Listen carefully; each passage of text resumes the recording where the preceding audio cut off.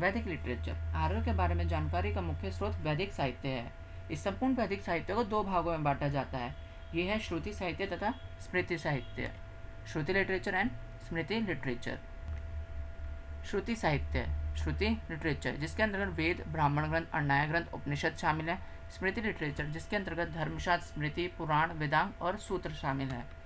स्मृति literature मनुष्य द्वारा रचित होते हैं, जबकि मौखिक रूप से लंबे समय तक चले आ रहे हैं श्रुति लिटरेचर कहलाते हैं। श्रुति का अर्थ होता है सुनना, जो लंबे समय तक सुने आ रहे हैं, जबकि इनका संकलन बाद में लिखित तौर पर किया गया। श्रुति लिटरेचर जिसमें वेद, ब्राह्मण ग्रंथ, अरण्य, उपनिषद शामिल है, यह अधिक पवित्र माने जाते हैं किसकी तुलना में? स्मृति लिटरेचर की तुलना में।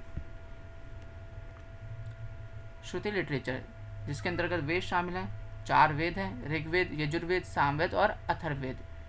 संस्कृत शब्द वेद जिसका अर्थ है जानना। महर्षि कृष्ण द्वैपायन, वेद व्यास, इनको वेदों के संकलन का श्रेय दिया जाता है। ऋग्वेद, ऋग्वेद में 10 मंडल में विभाजित है। इसमें देवताओं की स्तुति में 1028 श्लोक है, 1028 श्लोक तथा मंत्रों की संख्या 10,462 है। 1028 श्लोक्स, 10,462 मंत्र, और इसके थर्ड पार्ट में यानी कि तीसरी पुस्तक में गायत्री मंत्र का उल्लेख मिलता है। इस समय प्रमुख देवता कौन कौन थे? अग्नि, इंद्र, सोम और अन्य देवता इस समय प्रमुख देवता थे। इसमें एक युद्ध का भी वर्णन मिलता है जिसे दाशरज्ञ युद्ध कहते हैं। घोषा, लोपामुद्रा, विश्ववारा ये विदुषी महिलाएं थी जिनका उल्लेख ऋग्वेद में मिलता है। पंजाब सप्त सिंधु क्षेत्र, यह वह क्षेत्र है जहाँ पर आर्यों ने आकर अपना निवास किया था। सबसे होली रिवर कौन सी मानी जाती है यहाँ पे? सरस्वती। अब आते हैं हम यजुर्वेद पे। यजुर्वेद का संबंध अनुष्ठानों से है, जिसमें 40 मंडल हैं, 2000 मंत्र हैं। इस वेद में ग्रंथों के 2 प्रमुख समूह हैं, ब्लैक और वाइट, यानी कि कृष्ण और शुक्ल। प्रमुख यज्ञ राजसूय यज्ञ, वाजपेयी यज्ञ, अश्वमेध यज्ञ। राजसूय यज्ञ वह यज्ञ है जो राजा के राज्याभिषेक के समय किया जाता है। इस यज्ञ के माध्यम से राजा में दिव्य शक्तियाँ प्रत्यारोपित करने का कार्य होता है, यानी कि उसमें दिव्य शक्ति लाने का कार्य होता है। इसमें सोम ग्रहण किया जाता है। सोम एक शराब जैसा पदार्थ होता है, पेय पदार्थ समझ सकते हैं। इस यज्ञ के दौरान राजा को रत्निनों के घर जाना पड़ता है। रत्निन यानी जो उसके कर्मचारी होते हैं। वाजपेयी यज्ञ, राजा अपने शौर्य तथा शक्ति प्रदर्शन के लिए यह यज्ञ करता है।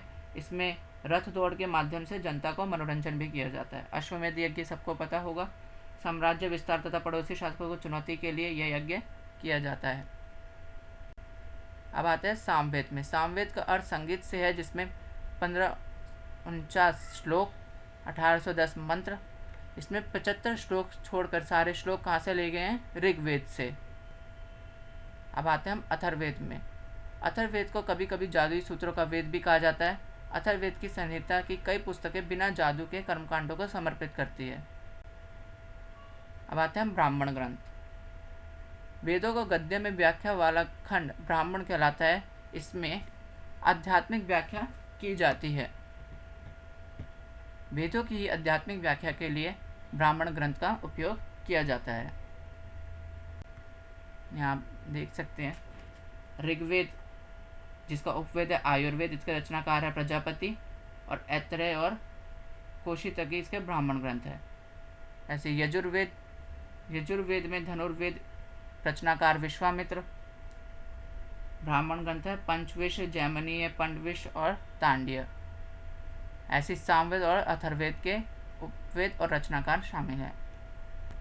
उपनिषद, वेदों की दार्शनिक व्याख्या के लिए उपनिषदों की रचना की गई है, यानी कि दार्शनिक अनुमान। वेदों का ही दार्शनिक अनुमान क्या कहलाता है? उपनिषद।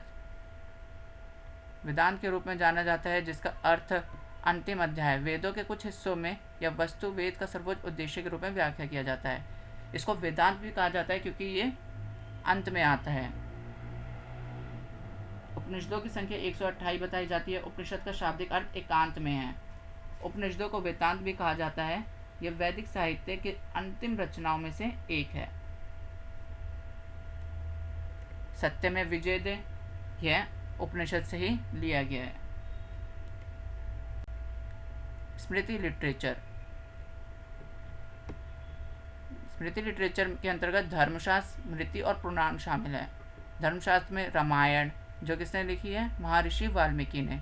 महाभारत, महर्षि वेदव्यास। स्मृति, मनुस्मृति, सबसे प्राचीनतम स्मृति मनुस्मृति है।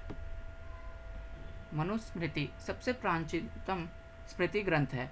इसकी रचना दूसरी शताब्दी ईसा पूर्व शुंग काल में हुई थी। कौन से काल में? शुंग काल में। अब आते हैं हम पुराण में। पुराणों की संख्या 18 है। महर्षि लोमहर्ष को तथा उनका एक पुत्र भी था उग्रश्रवा, उनको इनके संकलन का श्रेय दिया जाता है। सबसे पुराना पुराण मत्स्य पुराण कहा जाता है, जिसमें विष्णु के 10 अवतारों की चर्चा मिलती है। वेदांग। अब आते हैं हम वेदांग में। वेदांगों का विकास वैदिक काल के अंत में पहली सहस्राब्दी ईसा पूर्व के मध्य या उसके बाद हुआ था। वैदिक अध्ययन के यह सहायक क्षेत्र इसलिए उभरे क्योंकि सदियों पहले रचित वेदों की भाषा उस समय के लोगों के लिए बहुत पुरातन हो गई थी। वेदांग ऐसे विज्ञान थे जो कई सदियों पहले रचे गए वेदों को समझने की, उनकी व्याख्या करने का पर केंद्रित थे। वेदांग की संख्या 6 बताई जाती है, जिसमें शिक्षा, कल्प, व्याकरण, निरुक्त, छंद और ज्योतिष शामिल हैं। देखते हैं उनसे भी। वेदांग के 6 विषय स्वर है, जिसमें शिक्षा, व्याकरण, निरुक्त, छंद, कल्प और ज्योतिष है। शिक्षा में शुद्ध उच्चारण होता है। कल्प जो कि यज्ञों से संबंधित है। व्याकरण से संबंधित है। निरुक्त शब्दों की व्युत्पत्ति। ज्योतिष खगोल विज्ञान से, जबकि छंद में छंदों का प्रयोग होता है।